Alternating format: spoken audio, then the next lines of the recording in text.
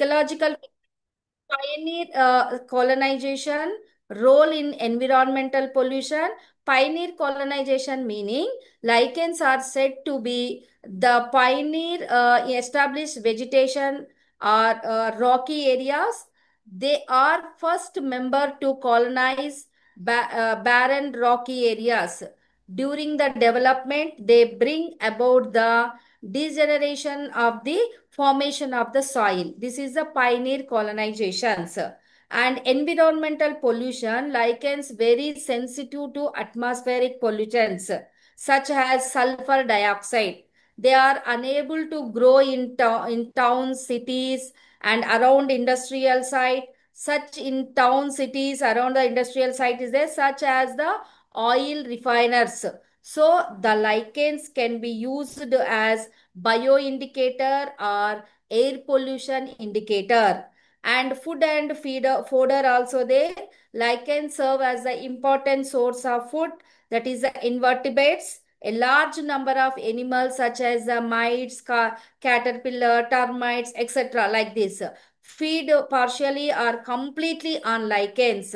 Lichens are rich in polysaccharides, certain enzymes, vitamins, and used as the food human during the feminis also. And Caledonia is the also known as render moss is the main food in Madam, the sorry for the disturbance. yeah, sir.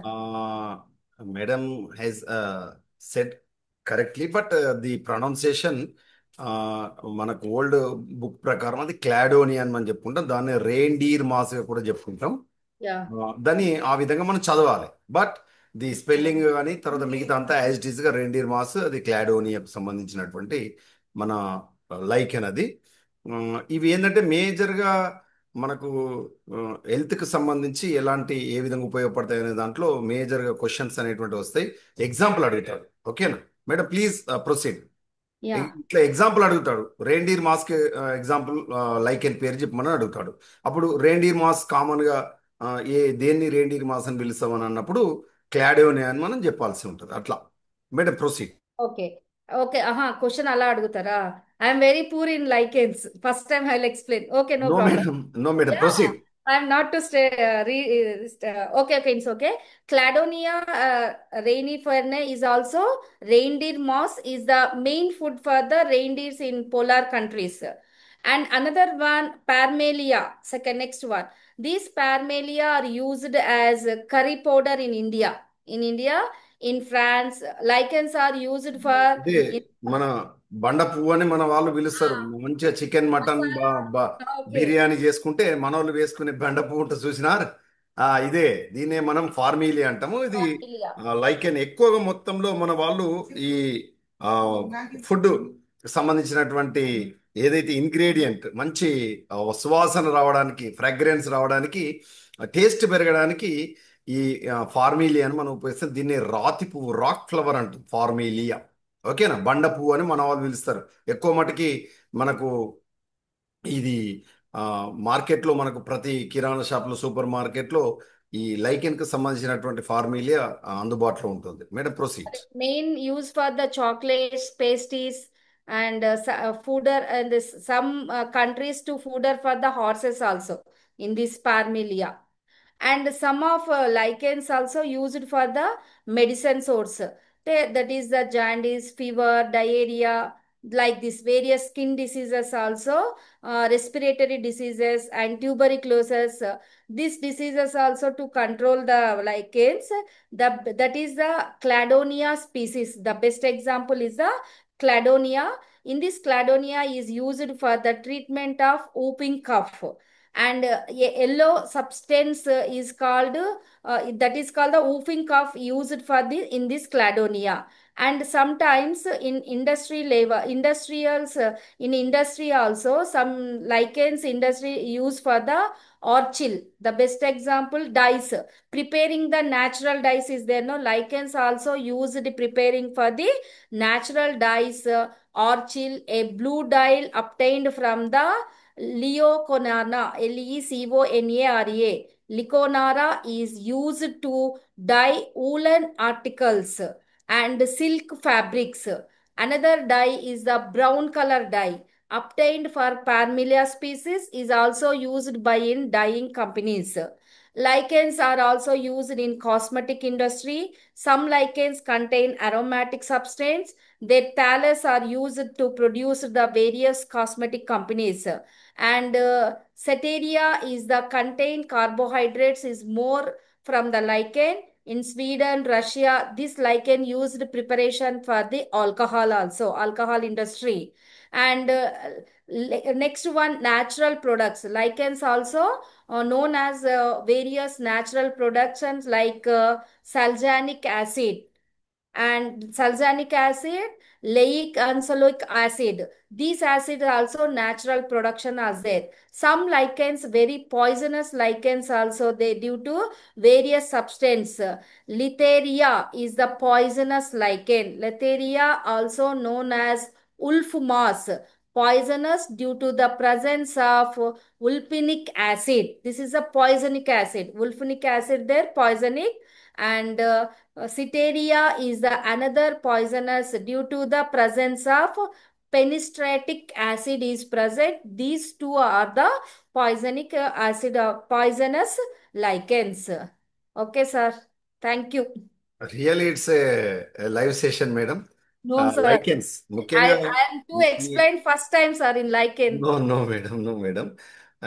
You're explain very My efficiently juniors to and very explain in my excellently. classes. అవర్ ఉండండి మేడం, ఉండనివ్వండి. Yeah. ఇందులో మేజర్గా మనకు competitive ఎగ్జామ్లో, any type of competitive ఎగ్జామ్లో ఈ థాలస్కి సంబంధించి అంటే లైకెన్స్ని ఎవరు కనుక్కున్నారు? నెంబర్ వన్, లైకెన్లు తులేన్ అనేటువంటి శాస్త్రవేత్త కనుక్కున్నాడు. So lichens are discovered by Tulasne. The name has given by or name has coined by Theophrastus, our father of botany గా పిలువబడేటువంటి థియోఫ్రాస్టస్ మనకు లైకెన్స్ అనే పేరు పెట్టాడు. ఈ లైకెన్స్ సంబంధించి వీటిని మనం ఏమంటాం అంటే these are all called pioneer plants, ప్రారంభ మొక్కలు అంటారు. These lichens are initiated the succession, అంటే మొక్కల అనుక్రమాన్ని ప్రారంభిస్తాయి. ముఖ్యంగా లిథోసియర్ అంటే బండరాళ్ళ పైన మొట్టమొదటిసారిగా ఆవాసం చేసిన మొక్కలు ఏంటంటే లైకెన్స్. దాని ఆధారంగా చేసుకొని లైకెన్స్ను ఏ ఆధారంపై అటాచ్ అవుతాయన్న దాన్ని బట్టి వాటిని సాక్సికోలస్ అని, పెరికోల్స్ అని, అదేవిధంగా కార్టికోల్స్ అని మనం వర్గీకరించుకోవచ్చు. పెరికోల్స్ అంటే టెరికోల్స్ అంటే మనకు ముఖ్యంగా బెరడు పైన పెరిగేటువంటివి. సాక్సికోల్స్ అంటే బండరాళ్ళ పైన పెరిగేటువంటి అన్నమాట. అదేవిధంగా పెరికోల్స్ అంటే నేలపైన అంటే గట్టి బండరాతి నేలపైన పెరిగేటువంటివి. ఈ విధంగా వాటిని ఆ విధంగా మనం వర్గీకరించుకుంటాం.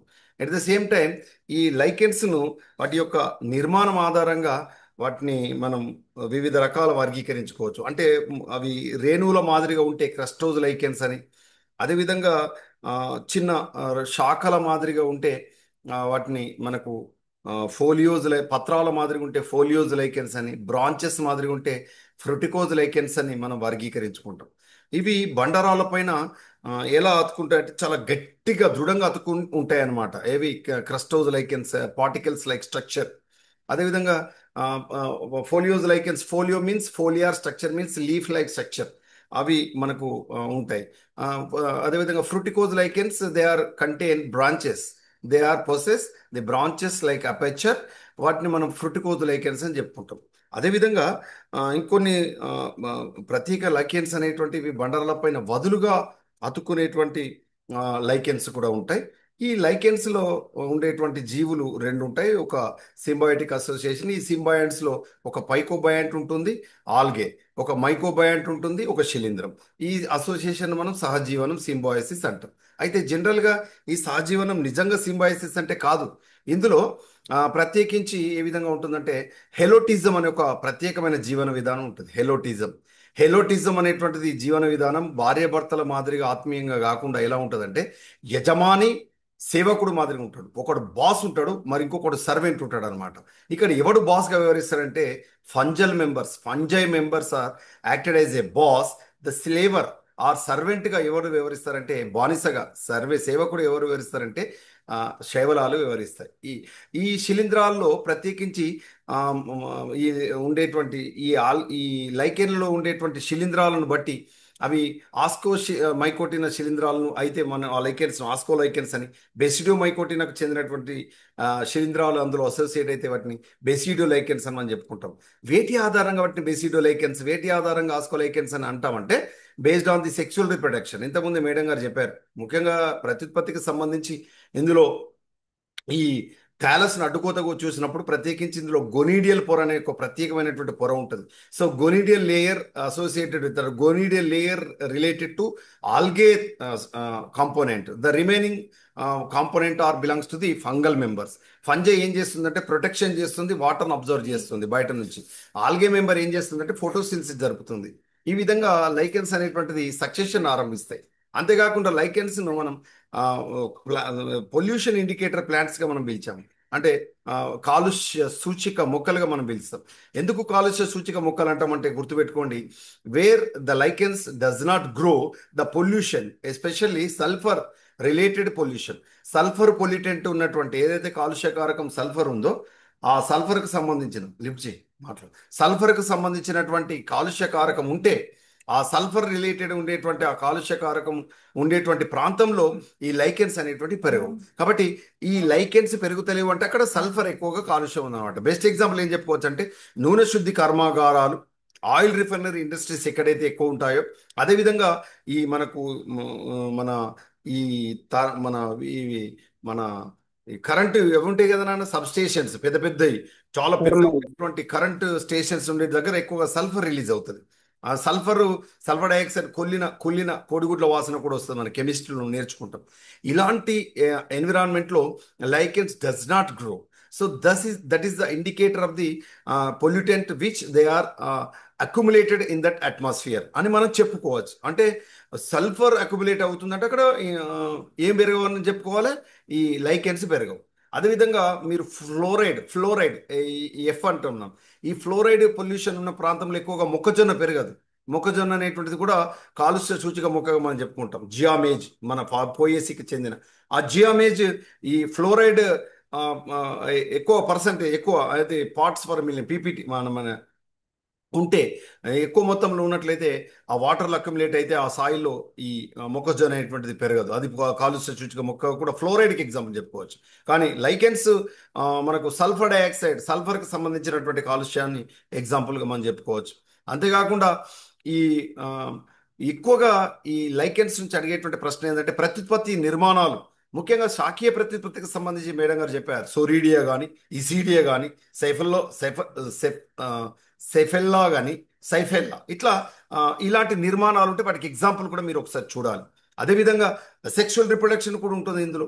ఎందుకు సెక్షువల్ రిప్రొడక్షన్ ఉంటుంది అంటే ఇక్కడ ఆల్గే ఉంది, అదేవిధంగా ఫంగల్ మెంబర్స్ ఉన్నాయి. ఫంగల్ మెంబర్స్ అనేటువంటివి అసెక్షువల్ రిప్రొడక్షన్, అదేవిధంగా సెక్షువల్ రిప్రొడక్షన్ రెండు అందులో పార్టిసిపేట్ అవుతాయి. కాబట్టి అందులో ప్రత్యేకించి అసెక్షువల్ రిప్రొడక్షన్కి సంబంధించి మనకు ఎక్కువగా ఈ స్పోర్స్, ముఖ్యంగా కొనిడియో స్పోర్స్ కానీ లేదా స్పొరాంజియో స్పోర్స్ కానీ, దాంతో పాటుగా ప్రత్యేకించి ఇంతకుముందే మేడం గారు చెప్పారు మనకు కూజాకారంలో ఉండేటువంటి ఒక ప్రత్యేకమైనటువంటి నిర్మాణాలు మనం చెప్పుకున్నాం. అందులో ప్రత్యేకించి ఇలా కూజాకారం ఉండేటువంటి ఆ నిర్మాణాన్ని ఏమని పిలిచాం ఇంతకుముందు మేడం గారు? Apothecium. No, that is sexual reproductory organ. I am explain about the asexual reproduction part. Asexual, pycnidium. Very good, pycnidium. అది కూజాకారంలో అంటే మీన్స్ ఒక ఏది కూజా మాదిరిగా ఉండి మనకు ఎలా ఉంటుందంటే అసెక్షువల్ రిప్రొడక్షన్లో పైకి మనకు ఏది ముఖరంధ్రం ద్వారా ఆస్టియోల్ అని మనం పిలుస్తాం, ముఖరంధ్రం ద్వారా బయటకు తెరుచుకుంటుంది. అందులో పిక్నియో సిద్ధ బీజాలు ఉత్పత్తి అవ్వడం అనేటువంటి జరుగుతుంది. ఇది అసెక్షువల్ రిప్రొడక్షన్లో వస్తుంది పిక్నీడియం, గుర్తుపెట్టుకోవాలి. అదే సెక్షువల్ రిప్రొడక్షన్కి సంబంధించి వెళ్ళినప్పుడు అది ఒకవేళ ఆస్కోలైకెన్లు అయితే ఆస్కోమైకోటిన్కు సంబంధించినటువంటి ప్రత్యుత్పత్తి నిర్మాణాలు వస్తాయి. అంటే బెస్ట్ ఎగ్జాంపుల్ ఇంతకుముందు మేడం గారు చెప్పారు చూడండి. అయితే క్లిస్టోతీష్యం ఉంటాయా, పెరితీష్యం ఉంటాయా, అపోతీష్యం ఉంటాయా అనేది దాని ఆధారంగా మనం చెప్పుకోవచ్చు. క్లిస్టోతీష్యం అంటే బాల్ లైక్ స్ట్రక్చర్ ఉంటుంది, అపోతీష్యం అంటే కప్ లైక్ స్ట్రక్చర్ ఉంటుంది, పెరితీష్యం అనేటువంటిది ఫ్లాస్క్ షేప్లో ఉంటుంది. ఈ విషయాన్ని మనం గమనించాలి. ఇవి సెక్షువల్ రిప్రొడక్షన్లో ఏర్పడేటువంటి నిర్మాణాలు.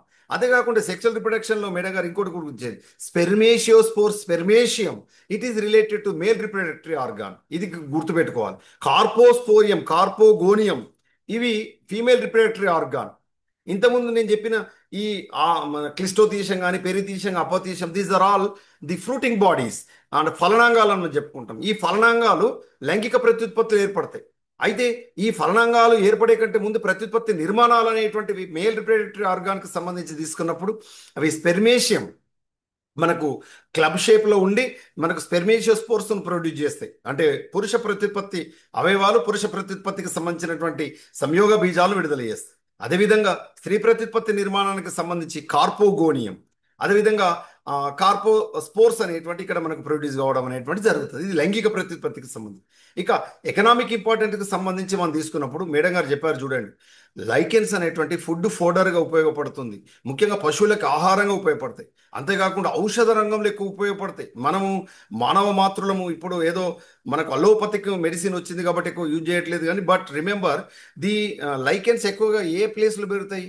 షేడీ మాయిశ్చర్ ప్లేస్లో పెరుగుతాయి. ముఖ్యంగా మీరు హిమాచల్ ప్రదేశ్ ధర్మశాల కానీ, శ్రీనగర్ జమ్మూ కాశ్మీర్ కానీ, లేదా తమిళనాడు కిందికి వెళ్తే అటు ఏది మనకు ఈ నీలగిరి పర్వత ప్రాంతాలకు వెళ్తే అక్కడ ఎత్తైన పర్వత ప్రాంతాల పానుపుల దగ్గర ఎట్లా ఉంటుందంటే షేడీ మాయిశ్చర్ ఎన్విరాన్మెంట్ ఉంటుంది.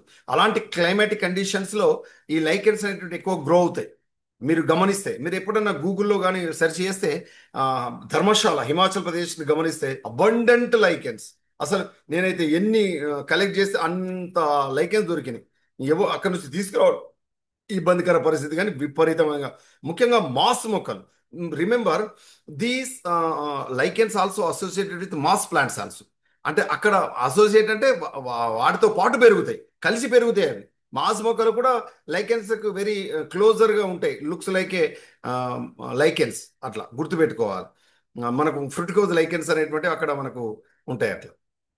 అయితే ఈ ఒకటి ఆ, సార్, ఇంత ముందు సింబయాసిస్ కి ఇంకో పేరు చెప్పారు కదా సార్, ఆ అదేంటి? సింబయోసిసే. యాక్చువల్గా ఇది సింబయాటిక్ వేలోనే ఉండాలి, ఒకదాంతో ఒకటి మంచిగా హెల్ప్ చేసుకోవాలి. కాకపోతే ఏంటంటే ఇక్కడ హెలోటిజం అనే ఒక ప్రత్యేకమైనటువంటి జీవన విధానం ఉంటుంది. హెలోటిజంలో ఒకడేమో బాస్గా వ్యవహరిస్తాడు, ఫంగల్ మెంబర్, ఇంకొకటేమో సర్వెంట్గా వ్యవహరిస్తాడు, ఆల్గెల్ మెంబర్. ఇది ఓన్లీ లైకెన్స్లో కనబడేటువంటి ప్రత్యేకమైనటువంటి సింబయోటిక్ మెథడ్ హెలోటిజం. అట్లా ఓకే ఏంటి సార్. ఆ తర్వాత ఈ లైకెన్స్ కి సంబంధించి ఇంతకుముందు మేడం గారు చెప్పారు చూడండి, ఫార్మీలియా, రాతి పుష్పం. అసలు ఇది దేశంలో, భారతదేశంలో అతి ఎక్కువగా వాడేటువంటి మనకు లైకెన్ గా మనం చెప్పుకోవచ్చు. అంటే ఫ్రాగ్రెన్స్ గా మనకు ముఖ్యంగా ఆహారంలో వంటకాలలో ఎక్కువగా ఇది ఉపయోగించుకోవడం జరుగుతుంది, పౌడర్గా చేసుకొని మనం వాడడం అనేటువంటి జరుగుతుంది.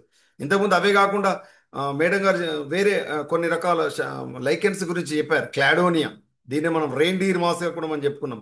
ఔషధాలుగా ముఖ్యంగా బ్రాంకైటిస్, హస్తమా అంటే హే ఫీవర్, వీటికి సంబంధించినటువంటి వ్యాధుల్లో, ముఖ్యంగా లంగ్స్ సంబంధించినటువంటి డిసీజులో, అదే స్కిన్ అలర్జీకి సంబంధించినటువంటి డిసీజులో వీటిని ఉపయోగించాం. ముఖ్యంగా ఫీవర్కి కానీ ఈ లైకెన్స్ను ఉపయోగించడం అనేటువంటిది జరుగుతుంది. Okay, so this is about today's class my dear friends. Next class within 2 minutes will going to start about the plant embryology. Doctor Rani madam గారు will going to join. So thank you Rajani madam గారు, thank you very much for your wonderful presentation. It is a live session. ఏమంటావు Harish? Yamuna madam గారు and yes yes sir. Navyaji, yes sir. Shriya. Thank you, sir. Okay, right. Within two Thank you, minutes, we're sir. going to join again. Okay, within 2 minutes, we'll wait. Huh?